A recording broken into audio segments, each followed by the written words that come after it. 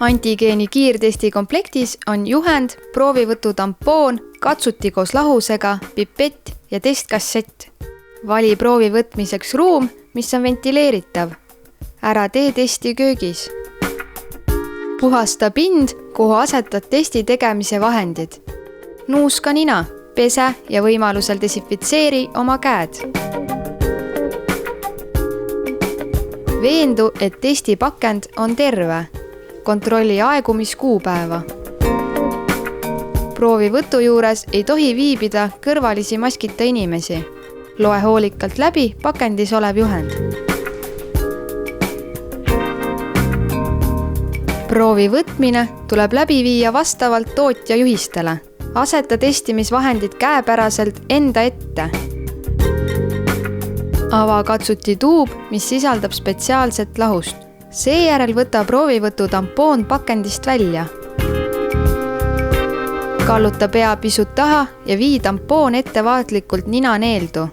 Kui sügavalt tuleb proov võtta, sõltub tootjast. Meie näitel tuli tampoon viia ninaneeldu kuni takistuse tekkimiseni.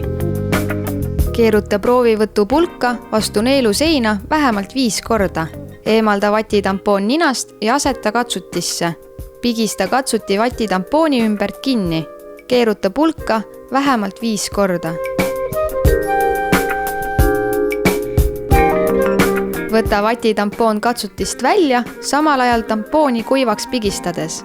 Aseta katsuti otsa pipett. Tilguta testkassetti nii mitu tilka, kui juhend ette näeb.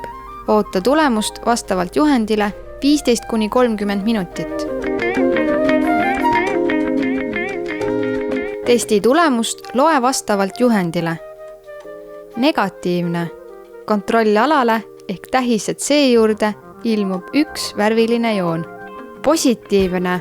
Nähtavad on 2 värvilist joont. Test on positiivne ka juhul, kui D-tähe juures on joon tuhmim kui kontrolljoon C juures. Kehtetu. Kontrolli alale C-joont ei ilmu. Kui testi tulemus on positiivne, võta ühendust perearstiga. Kui testi tulemus on negatiivne, aga teil on sümptomid, konsulteerige samuti perearstiga.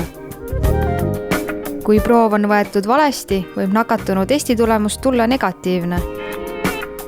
Kui testi tulemus on negatiivne ja tunnete end hästi, võite jätkata tavapäraste tegevustega.